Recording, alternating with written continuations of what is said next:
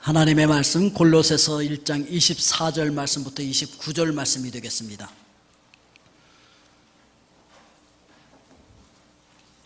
골로새서 1장 24절로 29절 말씀 우리 다 같이 함께 합독하도록 하겠습니다. 나는 이제 너희를 위하여 받는 괴로움을 기뻐하고 그리스도의 남은 고난을 그의 몸된 교회를 위하여 내 육체에 채우노라. 내가 교회의 일꾼 된 것은 하나님이 너희를 위하여 내게 주신 직분을 따라 하나님의 말씀을 이루려 함이니라. 이 비밀은 만세와 만대로부터 감춰졌던 것인데 이제는 그의 성도들에게 나타났고 하나님이 그들로 하여금 이 비밀의 영광이 이방인 가운데 얼마나 풍성한지를 알게 하려 하심이라. 이 비밀은 너희 안에 계신 그리스도시니 곧 영광의 소망이니라. 우리가 그를 전파하여 각 사람을 권하고 모든 지혜로 각 사람을 가르침은 각 사람을 그리스도 안에서 완전한 자로 세우려 함이니 이를 위하여 나도 내 속에서 능력으로 역사하시는 이의 역사를 따라 힘을 다하여 수고하노라. 아멘. 기도합니다. 은혜로우신 아버지 하나님, 하나님의 존귀한 말씀을 저희들 합독하였습니다. 말씀과 함께 성령님 우리 각 심령 속에 말씀하시고 깨우쳐 주시고 힘과 능력과 지혜를 허락하여 주시옵소서. 예수님 이름으로 기도하옵나이다. 아멘. 오늘 말씀의 제목은 그리스도의 남은 고난입니다. 그래서 먼저 우리가 기억해야 할 것은 그리스도의 남은 고난이라고 하는 것이 무엇일까라고 하는 것입니다. 오늘 말씀해 보니까 나는 이제 너희를 위하여 받는 괴로움을 기뻐하고 그리스도의 남은 고난을 그의 몸된 교회를 위하여 내 육체에 채우노라, 이렇게 말씀하고 있습니다. 그리스도께서 받아야 할 고난이 남아있다는 것일까? 그리스도께서 십자가에서 받으셨던 그 고난이 불충분했다는 이야기일까? 먼저 우리가 기억해야 할 것은 그리스도는 우리를 위하여 고난을 다 이루셨습니다. 우리를 구원하기 위해서 필요한 모든 고난 이미 완성하셨습니다. 그래서 요한복음 19장 30절에 보니까 예수 그리스도께서 십자가 위에서 이렇게 외치셨습니다. 다 이루었다. 테텔레스타이. 완불했다. 다 갚았다. 다 끝났다. 라고 말씀하신 것이죠. 우리를 구원하기 위해서 예수님이 뭐 더 받아야 할 고난이 남아있는 것이 아니라는 거예요. 그래서 로마서 6장 10절에서는 그가 죽으심은 죄에 대하여 단번에 죽으심이요 그가 살아계심은 하나님께 대하여 살으심이니. 여러분, 구약에는 죄를 지은 사람이 그 죄를 속하기 위해서 양이나 염소나 소나 짐승을 끌고 와서 제사장 앞에서 그것을 잡아서 그 피로 속죄제를 드려야만 했었습니다. 그런데 신약에서 예수 그리스도께서 이 땅에 오셔서 어떻게 하신 줄 아십니까? 히브리서 9장 12절에 이렇게 말하고 있습니다. 염소와 송아지의 피로 하지 아니하고 오직 자기 피로 영원한 속죄를 이루사 단번에 성소에 들어가셨느니라. 예수님께서 단번에 제사를 드려서 우리의 모든 죄를 다 속하셨습니다. 그분의 피로 말미암아. 아멘이십니까? 그래서 히브리서 10장 14절에서 이렇게 말합니다. 그가 거룩하게 된 자들을 한 번의 제사로 영원히 온전하게 하셨느니라. 한 번의 제사로 영원히 온전하게 해서 다시 제사 드릴 필요가 없어요. 다시 어떤 고난을 받아야 될 필요가 없다는 것이죠. 그래서 히브리서 10장 17절과 18절에서 이렇게 말씀하시는데 우리 다 같이 한번 읽어볼까요? 또 그들의 죄와 그들의 불법을 내가 다시 기억하지 아니하리라 하셨으니 이것들을 사하셨은즉 다시 죄를 위하여 제사 드릴 것이 없느니라. 아멘이 되십니까? 우리 구원을 위해서 예수 그리스도께서 받아야 할 어떤 고난도 남아있잖아요. 예수 그리스도께서 십자가를 지고 죽으시고 부활함으로 말미암아 우리 구원을 위한 고난은 다 끝났어요. 더 이상 어떤 제사를 드릴 필요가 없다, 이렇게 말씀하고 있는 것입니다. 그런데 두 번째로 기억할 것은 그리스도는 교회와 자신을 동일시하고 계신다는 것이죠. 오늘 골로새서 1장 18절 말씀에 보면 그는 몸인 교회의 머리시라. 그가 근본이시오 죽은 자들 가운데서 먼저 나신 이시니 이는 친히 만물의 으뜸이 되려 하심이요 그는 교회의 머리가 되셨다라고 말씀하고 있습니다. 여러분, 머리와 몸은 분리되어질 수 없는 관계입니다. 여러분, 분만할 때 머리가 나왔다고 해서 이제 다 나왔다 끝나, 그걸 그냥 잘라버리면 어떻게 됩니까? 그럼 안 돼. 예, 머리 나왔다고 다 나온 게 아니야. 아직도 몸이 나와야 돼, 몸이. 그렇습니다. 머리 대신 그리스도께서 고난을 완성하셨지만 그의 몸인 교회는 여전히 고난 중에 있다는 것을 우리에게 이야기하고 있습니다. 고난 중에 있는 교회를 예수 그리스도께서는 자신과 동일시하고 있는 것을 찾아볼 수가 있지요. 바울이 아직도 사울이라고 불려지고 있을 그때에 정말 열심히 예수 믿는 사람들을 박해했어요. 예루살렘에 있는 사람들 박해하다가 박해를 견디지 못해서 다 도망가고, 그러니까 그 도망간 사람들을 잡기 위해서 다메섹으로 허가를 받아서 가다가 다메섹 도상에서 빛으로 찾아오신 예수 그리스도를 만납니다. 그래서 거꾸로 엎드려져서 주의 음성을 듣습니다. 사도행전 9장 4절에 보니까 땅에 엎드려져 들음에 소리가 있어 이르시되 사울아 사울아 내가 어찌하여 나를 박해하느냐 하시거늘 대답하되 주여 누구시나이까 이르시되 나는 내가 박해하는 예수라. 나는 내가 박해하는 예수라. 바울이 박해하고 있는 교회가 바로 예수 그리스도 당신이라고 고백하고 있는 것이죠. 여러분들이 바로 그 부활하신 예수 그리스도의 몸이신 줄로 믿습니다. 우리를 박해하면 예수 그리스도를 박해하는 것이라고 예수님께서 지금 말씀해주고 있는 것이죠.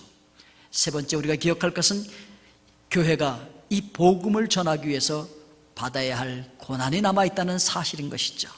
28절 말씀에 우리가 그를 전파하여 각 사람을 권하고 모든 지혜로 각 사람을 가르치면 각 사람을 그리스도 안에서 완전한 자로 세우려 함이니, 그러니까 교회가 복음을 전하고 교회를 온전히 세우기 위하여서 산통을 겪어야 한다는 것을 이야기하고 있는 것입니다. 많은 권리를 포기해야 되고 낮아져서 섬겨야 되고 고난을 각오해야 되는 것이죠. 마치 예수 그리스도께서 그렇게 하셨던 것처럼 하나님이신 그분이 그것을 포기하고 그 권리를 포기하고 인간으로 낮아져서 인간의 발을 씻기셨던 것처럼 사람을 위하여서 그 사람들을 대신하여서 십자가에서 그 모든 죄를 뒤집어 쓰고 돌아가신 것처럼 교회를 세우기 위해서 우리도 같이 고난을 당해야 한다는 것이죠. 그렇게 낮아져서 섬겨야 한다는 것이죠. 그 고난을 각오해야 된다는 것이죠. 자, 두 번째로 바울은 그 고난에 동참하겠다고 고백하고 있는 것이죠. 첫째, 바울은 자기가 박해한 이 교회가 바로 예수 그리스도라고 하는 음성을 예수님으로부터 직접 듣게 되어집니다. 사도행전에서 이 바울이요, 사울아 사울아 내가 왜 나를 박해하느냐라고 하는 이 음성을 3번이나 기록을 합니다. 왜요? 그만큼 바울에게 이 주님의 음성은 너무나 터닝 포인트로 들렸던 거예요. 바울의 인생을 완전히 180도로 바꾸는데 가장 큰 역할이 바로 이 주님의 음성을 듣는 거예요. 사울아 사울아 네가 어찌하여 나를 박해하느냐. 나는 내가 박해하는 예수다. 여러분, 사도행전에서 이 부분이 3번이나 반복해서 기록이 되어집니다. 반복으로 기록하고 있다고 하는 것은, 그것도 3번이나 반복해서 기록했다는 것은 그만큼 이걸 강조하고 싶었던 거예요. 9장 4절부터 5절의 역사로 기록하고, 그 다음 사도행전 22장 7절부터 8절에서 예루살렘에서 유대인들 앞에서 다시 설명하면서 이것을 반복적으로 이야기를 합니다. 그리고 26장 14절 15절에서 로마로 호송되기 전에 아그리빠 왕과 로마 총독 앞에서 고백하는 것이 기록이 되어져서 이렇게 3번이나 연속해서 사울아 사울아 내가 어찌하여 나를 박해하느냐. 나는 내가 박해하는 예수다.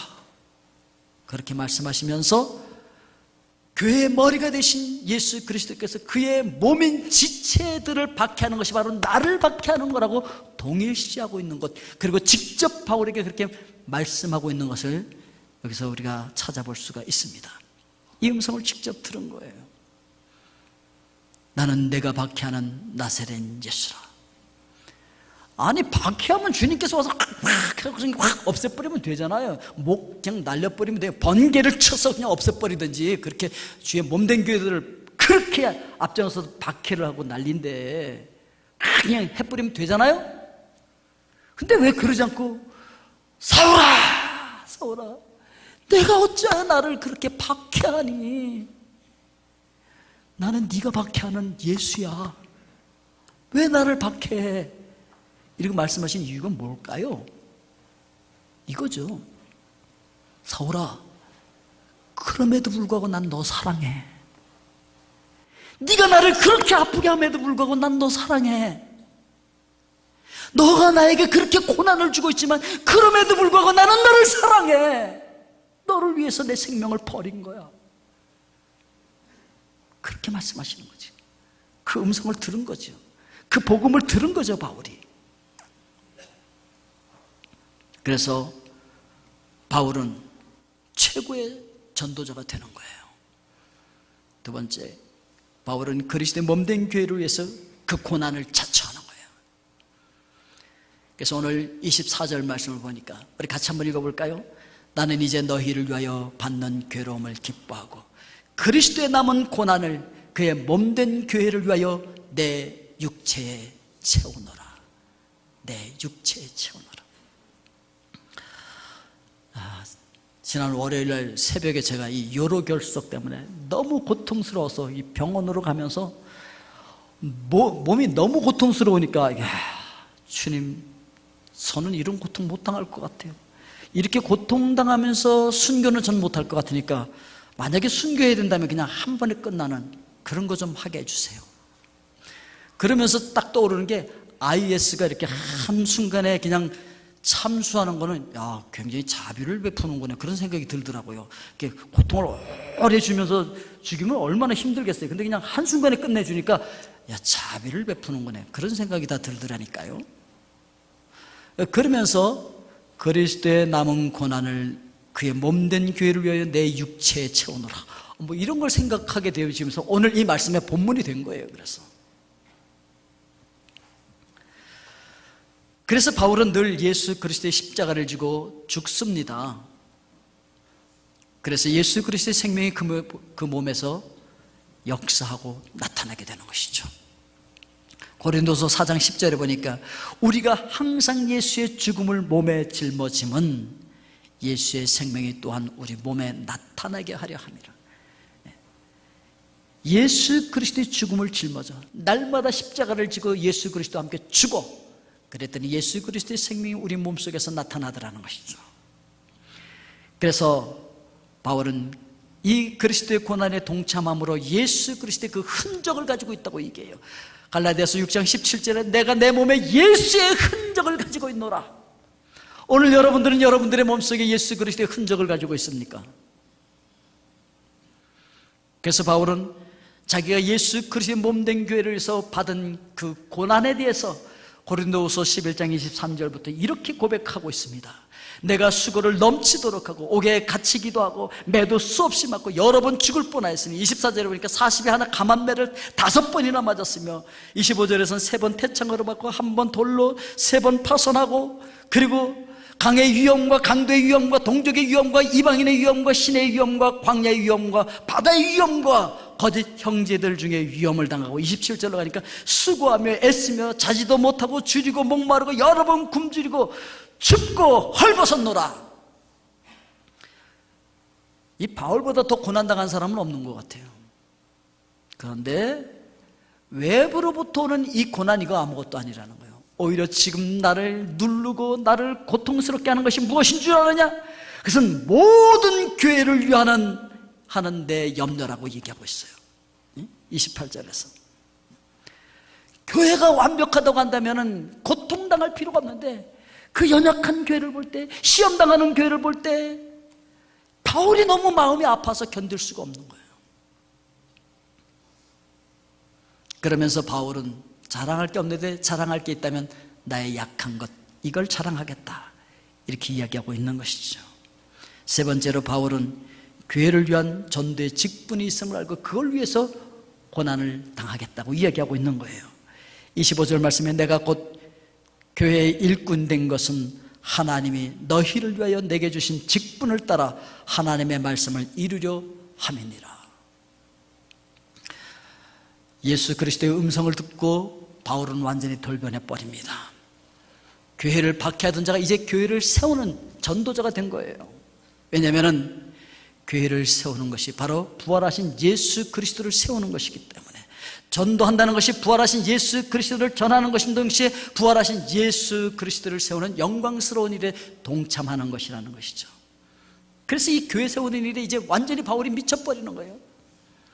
복음의 증인으로 살아가면서 자기 자신이 예수 그리스도의 몸인 교회의 지체로서 이걸 감당하기 위한 직분을 받았다라고 고백하고 있는 것이죠.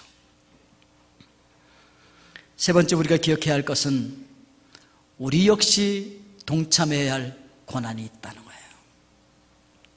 오늘 이 26절에 보니까 이 비밀은 만세와 만대로부터 감춰졌던 것인데 이제는 그의 성도들에게 나타났고, 이렇게 말씀하고 있습니다. 태초부터 감춰졌던 비밀, 이게 바로 성도들에게 나타났는데 그게 바로 예수 그리스도라는 것이죠. 오늘 저와 여러분들에게 이 비밀이 나타났어요. 우리를 통하여서, 그리고 우리가 받는 이 고난을 통하여서 예수 그리스도의 복음이 증거되어지기를 원하는 거예요. 그런데 먼저 우리가 기억해야 할 것은 지금도 교회는 그 고난을 당하고 있다는 거예요.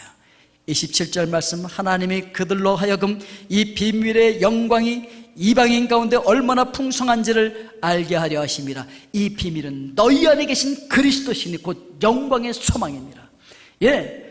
여러분 안에 예수 그리스도께서 계십니까? 이게 비밀이에요. 이 비밀이 나타났다는 거예요.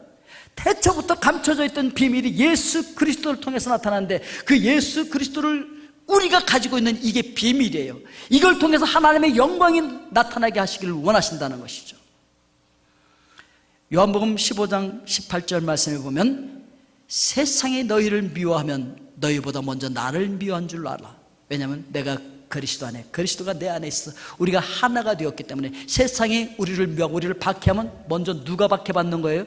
예수 그리스도께서 박해받는 것이라고 이야기하고 있는 것입니다. 그런데 지금 그 교회가 고난을 당하고 있는데, 그 당하는 고난이 양면이 있어요. 첫 번째, 외적인 박해가 있는 것이죠. 바울이 그러했던 것처럼 지금 IS 등에 의해서 세계에 있는 교회가 얼마나 많은 박해를 받고 있는지 몰라요. 지난 2월에 이집트 기독교인들인 곱트교 성도들이 21명이 바닷가로 끌려가서 참수당해서 바닷물을 피로 물들였습니다. 이슬람 무장단체가 이라크 최대 기독교 도시인 카라고시를 점령을 해서 아이들을 포함한 수백 명의 사람들을 참수하고 강간했습니다. 지난 15일 날은 파키스탄 동부에서 기독교인 집단 거주 지역에 있는 교회를 노리고 자살폭탄 테러를 해서 15명이 죽고 70명이 다쳤습니다. 지난 2013년도 9월에는 파키스탄 페르샤와르에 있는 교회에서 자살폭탄 테러가 일어나서 82명이 죽고 여러 명이 다치는 그런 엄청난 박해의 사건이 일어나고, 지금 세계 도처에서 교회가 엄청난 박해를 받고 있어요. 지금 기독교 역사 중에서 지금보다 더 많은 순교자를 낸 적이 없었어요. 지금 주의 몸된 교회가 이렇게 박해를 받고 있어요. 그런데 이렇게 외적으로만 박해를 받는 게 아니에요. 내적으로도 박해를 받고 있어요. 우리의 죄성이 교회를 박해합니다. 우리의 부족함이, 우리의 연약함이, 우리의 죄성이 예수 그리스도의 몸된 교회를 욕먹게 하고 하나님의 영광을 가리우고 있습니다. 세상 사람들에게 손가락질 받고 욕먹게 하고 있단 말이죠. 몸된 교회를 박해하는 것이 그 누구보다도 내 자신일 수 있다는 것이죠. 그런가 하면은 몸된 교회의 성도들, 지체들끼리 서로 상처를 주고받아서 아무개가 나를 아프게 했다, 아무개 때문에 고통스럽다, 아무개 때문에 슬프다, 아무개 때문에 교회 못 나가겠다, 뭐 이런 소리들이 오고 가면서 서로가 고통을 주고받으면서 몸된 교회를 아프게 하고 있단 말이죠. 여러분, 몸이 서로 아프게 하니 서로 깨물어서 피나게 하고 서로 상처를 주고 있으니 머리이신 그리스도께서 얼마나 고통을 느끼겠습니까?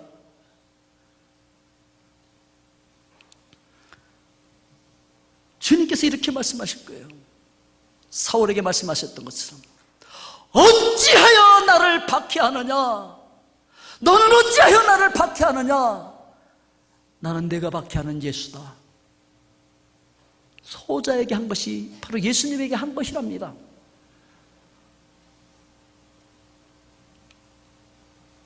그런데 이렇게 박해하는 자를 찾아와서 그럼에도 불구하고 내가 너 사랑해 라고 말씀하시는 거죠. 그럼에도 불구하고 내가 너 사랑해. 그 사랑의 음성을 듣고 바울이 교회를 세우는 놀라운 전도자가 된 것처럼 우리도 교회를 위하여서 이 고난에 동참할 수 있어야 된다는 것이죠. 오늘 28절 말씀을 다시 보면은 우리가 그를 전파하여 각 사람을 권하고 모든 지혜로 각 사람을 가르치면 각 사람을 그리스도 안에서 완전한 자로 세우려 함이니. 여러분 그리스도의 남은 고난을 내 육체에 채우겠다고 찾아가서 IS에게 참수당할 필요 없어. 지금 여기서 그리스도의 몸된 교회를 위하여 내 육체에 채워야 할 그리스도의 남은 고난이 있다는 것입니다. 첫째, 전도하고 선교하는 것입니다. 복음을 전하는 거예요. 이사야서 53장 5절 6절에 나와 있는 말씀, 이게 바로 복음이에요. 그가 찔림은 우리의 허물 때문이요 그가 상함은 우리의 죄악 때문이라. 그가 징계를 받음으로 우리가 평안을 누리고 그가 책찍에 맞음으로 우리는 나음을 받았도다. 우리는 다 양 같아서 그릇 행하여 각기 제 길로 갔거늘 여호와께서는 우리 모두의 죄악을 그에게 담당시키셨도다. 이게 바로 복음이에요. 이거 전하라는 것이죠. 근데 이게 전하는 것이 쉽지가 않다는 것이죠. 그러기 위해서 하나님께서 우리에게 직분을 주셨다는 거예요. 그리고 이 직분을 가지고 우리에게 맡겨진 이 일을 수고로이 감당할 때 그 아픔을, 그런 남은 고난, 그걸 우리가 감당할 수 있어야 된다는 것이죠. 두 번째, 양육하라는 것이죠. 권하라고 말씀하고 있는데 성도 각자의 양육과 성정에 필요한 것을 이야기해 주라는 거죠. 형제님 힘을 내세요. 자매님 견뎌주세요. 주님을 바라봅시다. 우리 다시 일어섭시다. 주님의 말씀을 지킵시다. 이 말씀을 포기하지 맙시다. 이 진리를 포기하지 맙시다. 권하는 거죠. 양육하는 것이죠. 그의 몸된 교회를 위하여서, 예수 그리스도를 위하여서 이렇게 우리가 권하고, 그렇게 하기 위해서 우리가 감당해야 할 아픔, 고통, 이런 것들이 그리스도의 남은 고난이라고 이야기하고 있는 거예요. 그리고 세 번째, 제자 삼는 거예요. 가르치는 걸 머리에 지식으로만 쌓는 것이 아니라 이게 내 삶 속에 적용되어져서 삶의 능력으로 나타날 수 있도록 해주는 거예요. 그 당시에 골로새 교회는요, 금욕주의자들도 있었고 천사 숭배자들도 있었고 영지주의자들도 있었는데 이 모든 것이 다 이단이었어요. 얼마나 많은 이단이, 여러분 해 아래 새 것이 없다는 거 아시죠? 지금 있는 이단들 대부분 그때 있던 그 이단들이에요. 다 거기에 뿌리를 두고 있어요. 뭐 새로운 것 같아도 보면 새로운 거 하나도 없어요. 다 옛날부터 있었던 다 이단들이에요. 왜? 사탄이 옛날부터 있었으니까. 그때도 역사했지만 지금도 몸된 교회를 어떻게 하면 무너뜨릴까 해서 그 사탄이 역사하고 그 이단들이 역사하잖아요. 이 모든 것들로부터 교회를 보호하기 위해서 교회를 양육하고 그들에게 지혜로 권면하고 그러고 하는 그런 해산의 수고를 하는 그런 고난을 채워가는 것이 있다는 것이죠. 세우기 위함이라고 하신 이 말씀은 그리스도의 소유인 성도들을 그 소유주이신 하나님께 헌납한다는 의미가 있어요. 나를 헌신하고 우리 몸된 교인들이 하나님 앞에 헌납되어질 수 있도록, 헌신되어질 수 있도록 그렇게 세워주는 것을 이야기하고 있는 것입니다. 그런데 이것이 우리 능력으로 가능하냐? 아니라는 것이죠. 그래서 세 번째, 성령의 능력으로 그리스도의 고난에 동참할 수가 있다는 거예요. 오늘 29절 말씀에 이를 위하여 나도 내 속에서 능력으로 역사하시는 이의 역사를 따라 힘을 다하여 수고하느라. 내 능력으로 하는 거야가 아니라 내 속에서 능력으로 역사하시는 이의 그 능력으로. 아멘이십니까? 2015년도 우리의 표일, 성령의 능력으로 내 속에 찾아오신 예수 그리스도의 영, 거룩한 영, 성령님의 능력이 우리 속에서 발휘되어질 때 기꺼이 우리는 이 교회를 위한 고난에 동참할 수가 있다는 거예요. 성령의 능력으로 할 수 있는 거예요. 그래서 갈라디아서 5장 24절에서 이렇게 말하고 있습니다. 그러기 위해서 그리스도 예수의 사람들은 육체와 함께 그 정과 욕심을 정과 탐심을 십자가에 못 박았느니라. 내가 십자가에 죽어야 성령께서 역사되어질 수 있어. 내가 살아서 막 역사하고 있으면 성령께서 역사하실 수가 없어요. 그러기 위해서 우리가 십자가 위에서 죽어야 된다고 예수님께서 말씀하셨는데, 예수님이 이렇게 말씀하셨어요. 누가복음 9장 23절에서 또 무리에게 이르시되 아무든지 나를 따라오려거든 자기를 부인하고 날마다 제 십자가를 지고 나를 따를 것이니라. 자기를 부인해야 된대. 내가 살아있으면 안 돼. 내 의견이 통과된다. 내 생각, 이것들이 살아 역사하기 시작하면 성령께서 역사하실 수가 없다는 것이죠. 내가 부인돼야 돼. 내가. 그리고 십자가를 져야 돼. 십자가를 지는 건 뭐예요? 십자가는 죽음의 형틀이에요. 그걸 지고 가서 죽어야 돼. 아유, 목사님 저 어제 죽었는데. 아니, 어제 죽은 건 어제 죽은 것이고 오늘 죽어야 할 부분이 남아있어. 그래서 날마다 십자가를 져야 한다라고 말씀하셨어요. 날마다 십자가를 지시겠습니까? 날마다 죽어야 성령께서 우리 속에서 역사하시고 그 역사로 말미암아 몸된 교회를 세우기 위한 그 고난에 동참할 수가 있다는 것이죠. 안 그러면 고난에 동참하는 게 아니라 고난을 주는 존재가 돼버리는 거예요. 그리스도의 몸된 교회에 고난을 주는 존재가 아니라 그 몸된 교회를 세우기 위해서 고난을 자처하는 하나님의 사람들이 되실 수 있길 주의 이름으로 축원드립니다. 왜 신방을 받아야 됩니까? 신방을 해야지. 안 그렇습니까, 여러분? 신방 받는 존재가 아니라 신방하는 사람이 됩시다. 아멘이십니까, 여러분? 오늘도 우리에게 말씀하시는 성령님의 음성을 우리는 들어야 돼요. 로마서 8장 16절부터 보니까 성령이 친히 우리의 영광과 더불어 우리가 하나님의 자녀인 것을 증언하시나니 자녀이면 또한 상속자 곧 하나님의 상속자여 그리스도와 함께한 상속자니 우리가 그와 함께 영광을 받기 위하여 고난도 함께 받아야 할 것이니라.